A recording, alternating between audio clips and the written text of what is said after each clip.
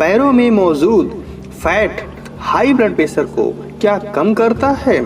इसके लिए अगर आपके पैर मोटे हैं यानी पैरों में फैट की मात्रा अधिक है तो यह आपके शरीर में ब्लड फ्लो के लिए बेहतर हो सकता है।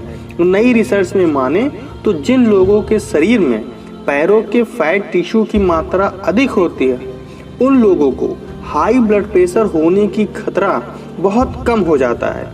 इस तरह से यह मानव शरीर के अन्य हिस्सों में मौजूद फैट के पैर में मौजूद फैट या चर्बी से अलग कर देता है। पैरों में फैट अधिक हो तो हाई बीपी का खतरा कम हो जाता है। नई एचडी की माने तो जिन पैरों में वसा, ऊतक या फैट टिश्यू का परसेंटेज अधिक होता है उनमें हाई ब्लड प्रेशर होने का खतरा कम हो जाता है उन लोगों की तुलना में जिनके पैर में फैट टिश्यू का परसेंटेज बहुत कम है।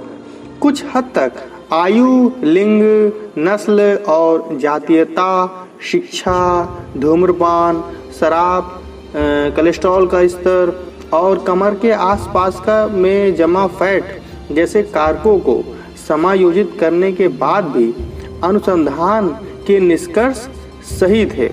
अमेरिकन हार्ट एसोसिएशन के हाइपरटेंशन साइंटिफिक वर्चुअल सेशन के दौरान 10 से 13 सितंबर 2020 के बीच नई रिसर्च प्रेजेंट किया गया।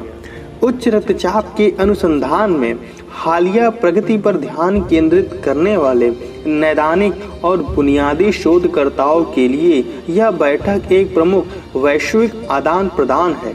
अमेरिका के न्यू जर्सी स्थित Rutgers new Jersey medical school के 4th ईयर मेडिकल स्टूडेंट इस स्टडी के मुख्य अनुसंधानकर्ता आयुष विसारिया कहते हैं कि आखिरकार हमने इस अध्ययन में जो उल्लेख किया है वह इस बात पर निरंतर चर्चा है कि हमारे शरीर में कितना फैट है। इसमें ज्यादा अहमियत इस बात की है कि वह फैट कहाँ पर है। हम विश्वास पूर्वक यह बात को जानते हैं हमारे कमर के आसपास मौजूद फैट स्वास्थ्य के लिए हानिकारक है, लेकिन पैर के चर्बी के लिए भी यह ऐसा नहीं कह सकते। अगर आपके पैरों के आसपास चर्बी है तो यह संभवतः बुरी चीज नहीं है और हमारे निष्कर्षों के अनुसार उच्च रक्तचाप से आपकी रक्षा में मदद करता है।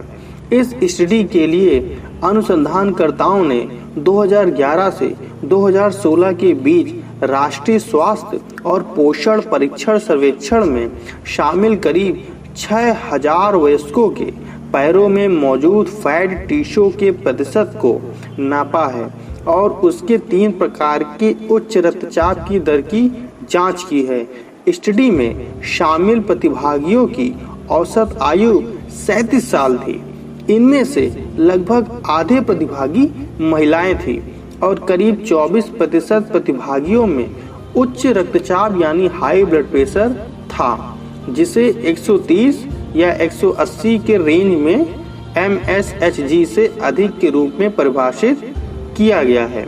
विशेष एक्सरे स्कैन में फैट में पैरों के फैट टिश्यू को नापा गया है और उन उपायों की तुलना शरीर में मौजूद ओवरऑल फैट टिश्यू के साथ की गई है। जांचकर्ताओं ने प्रतिभागियों के पैरों में मौजूद वसा के उच्च या निम्न प्रतिशत की मौजूदगी के रूप में वर्गीकृत किया है, जिससे पुरुषों में उच्च वसा 34% और महिलाओं के लिए 39% है। जिन प्रतिभागियों के पैरों में मौजूद फैट का परसेंटेज अधिक था उनमें सभी प्रकार का हाई ब्लड प्रेशर होने की आशंका कम थी उन लोगों की तुलना जिनके पैर में फैट का परसेंटेज कम था। जिन लोगों के पैर में फैट का परसेंटेज कम था उन लोगों की तुलना में जिन प्रतिभागियों के पैरों में फैट का प्रतिशत अधिक था उसे उस तरह का हाई ब्लड प्रेशर होने की संभावना 61% कम थी, जिसे सिस्टोलिक या डायस्टोलिक दोनों नंबर्स बढ़ जाते हैं। इसके अतिरिक्त पैरों में उच्च फैट वाले प्रतिभागियों को डायस्टोलिक हाई ब्लड प्रेशर का खतरा 53% कम था और सिस्टोलिक हाई ब्लड प्रेशर होने का खतरा 39% कम था।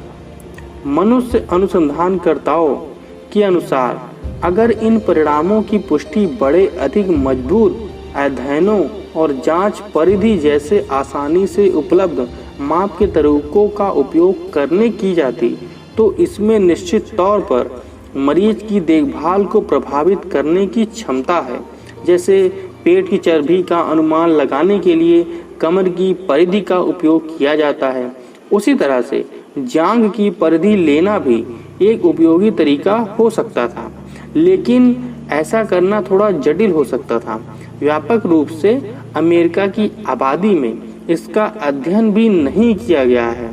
हालांकि इस स्टडी की कुछ निश्चित सीमाएं या लिमिटेशन भी हैं जो स्टडी के परिणामों को प्रभावित कर सकती है। पहला, स्टडी में शामिल सभी प्रतिभागी 60 वर्ष से कम आयु के थे, इसलिए स्टडी के परिणाम उन बुजुर्ग वयस्कों पर लागू नहीं हो सकते जिन्हें आमतौर पर हाई ब्लड प्रेशर के सबसे अधिक जोखिम या रिस्क माना जाता है।